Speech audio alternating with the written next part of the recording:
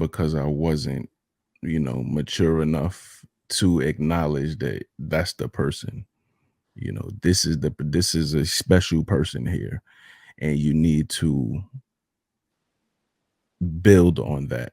You know, you need to nourish this relationship. And maybe it was just something with me personally. I think as men, we hold in a lot, we don't disclose a lot, so people don't know how to deal with us. So I was in a situation where I was the loser in the relationship. I'll say it that way, meaning I hit a hard spot. I was chasing dreams. She was working, but she was still dealing with me. You know what I'm saying? But internally, I had a lot of how do I explain it? Internally, I was beating myself up because I wasn't competing. So after a while, it's like once we broke up, boom, I became what I should have been while the relationship was happening, but it just passed. She ended up getting married. So Maybe Hey, that's what you needed, there you you go, know? Shay. after I was It looks like you got contenders in the chat, though. I'm just saying. oh yeah, I don't mess with the internet, man. I stay off the internet. I stay off the internet, man. You better Well, check them. internet dating. Check the DMs.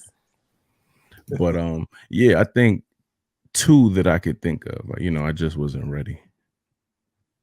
Looking back, I wasn't ready for it, but I know that they were special. Thanks for being honest. I appreciate that. That's real talk. Okay. All right, let's keep this conversation going. This is why marriages fail. Go ahead, Precious. I think both clips go hand in hand.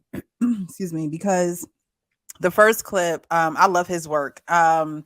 He talks about how economics change and how, back then agriculture, people had farms, people were, growing their food more than you see now. And so men, women, and children, like everyone was in the field, everyone was, getting it. And then you go into the age of social media and the internet, the computers, you see a lot of that decline. And back in the day, it was, Hank talked about, yard work. It was, we mowing the lawn, we raking the leaves, we're doing the edging, we're doing all of that. We even had to do the neighbors, it wasn't just ours. We had to do the neighbors. We shoveling snow. And nowadays, kids just don't have that work ethic because the parents aren't necessarily instilling that in the children. And maybe they didn't have that growing up in their household because they were in a single parent household. And so they didn't see two parents delegating, certain chores, certain work habits towards the children and instilling that in children, and not because it needed to be done, but because that is a practice that you and a discipline that you install into your children. I'm not asking you to do the dishes just because the dishes need to be done. I'm asking you to do the dishes because that is a practice as you get used to, doing things like that. And now with the computer, you don't even have to go grocery shopping anymore.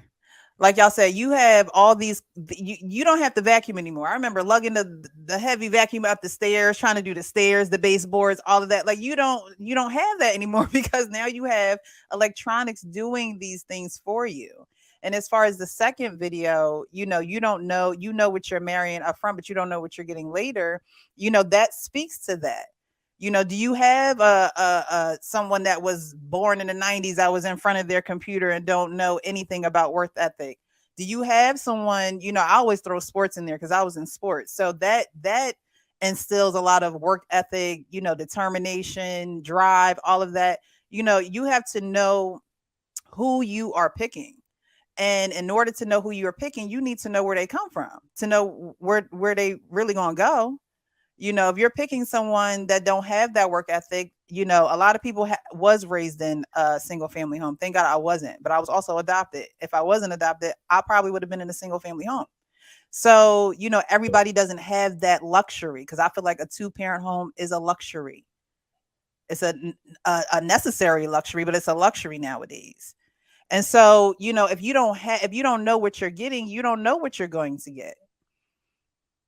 So I think those conversations, I think Lewis said it, those conversations are important if you don't have that 2-family home, because now you're joining with someone who may not have had it either. So now you have a lot of broken pieces coming together, and you need to know how to put those broken pieces together. So a lot of people think that, oh, we make the money, we could pay the bills, we're good, until adversity hits you, until someone gets sick, until real life happens. And then you see what someone is made of. But you had to see what they were made of. What was being pumped into them into their childhood? What is their current worth ethic? When you get those foundational things down, religion, things that Luis was talking about, when you get those foundational things down, I think it's easier to go into the future with somebody. I think it goes back to that first conversation too. Do you see your future with someone if you don't see a future with them? So I think those foundational things are important. The internet is definitely has torn the family unit apart. You have women that don't appreciate men, that don't see, like Hank was saying, you know what I mean, going on YouTube figuring that out. I don't want to figure that out. A man is going to do that, but you don't have women that appreciate a man that's even going to do that and don't realize that he's you changing a light fixture, you risking your life. You risking your life. But it's easy for a woman to say, oh, I don't need a man. I'll just call the landlord. I'll just call so-and-so. Well, how long are you going to do that for? How long are you going to do it for? How much money are you going to put out there when you could just have a man who got it taken care of, who will do it for you? But the internet will give you bits and pieces of other people's life, making you feel like everybody else is better than you. That's why I never want what anybody else have, because I don't know what you went through to get that. I don't know what you've gone through to maintain that. I don't know what you, I don't know. So I'll never want anybody else's life on the internet, ever.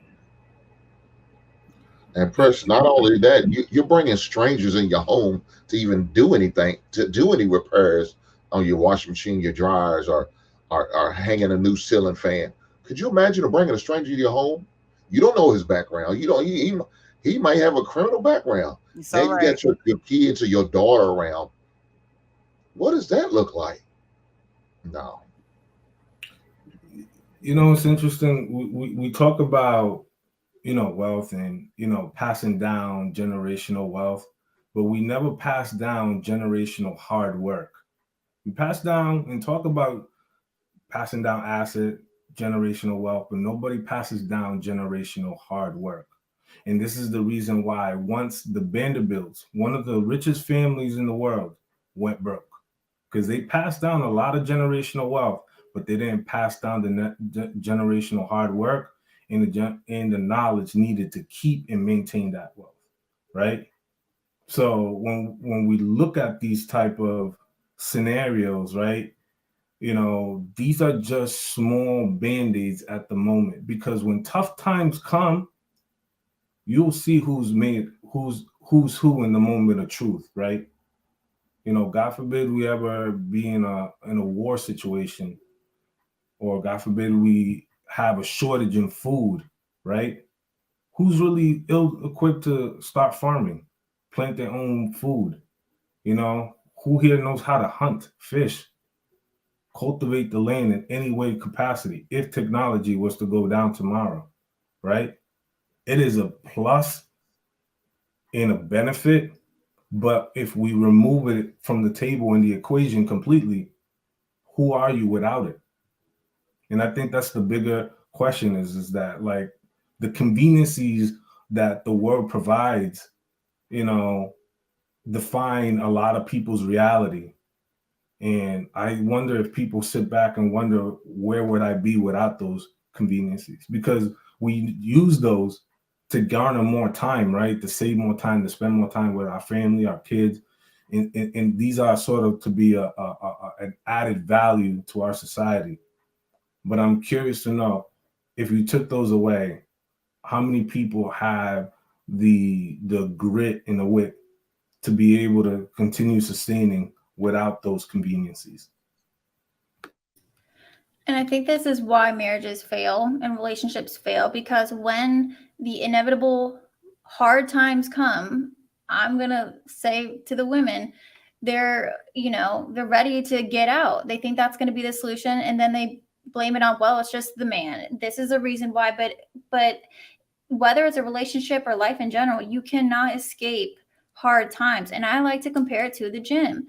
Like, you are not going to be strong and be able to get through those things or to, build those skill sets if you do not test yourself and break those muscles down, and then you're going to heal and be stronger for it. But it has, like that endurance that Jay was talking about, it happens with the hard times. And honestly, like with my relationship, my marriage, I mean, people might say marriage is boring or being with someone that long is boring. I mean, again, it's only been 6 years, but it's like you're still experiencing new parts of life that are going to test both of you. And I feel like he's different than, who he was. He's different than who he once was, and it's like just experiencing growing older and, eventually having children. That's going to be a whole nother side of us, but also too, when you both commit to not getting out, then you have to do what is necessary. And guess what? We're both better for it. Like, of course, this is the best relationship I've ever had. I mean, we hardly ever fight, really. I mean, we have tips, that's for sure, but we just drop it, It's like, no matter what, life is going to be hard, but we get into trouble when we're unhappy because we're unhappy, but you're supposed to be. You need that contrast to know what's good if you don't have the bad. But that's all. Well, let me say this real fast. Okay. Go ahead, Bounce. Go ahead.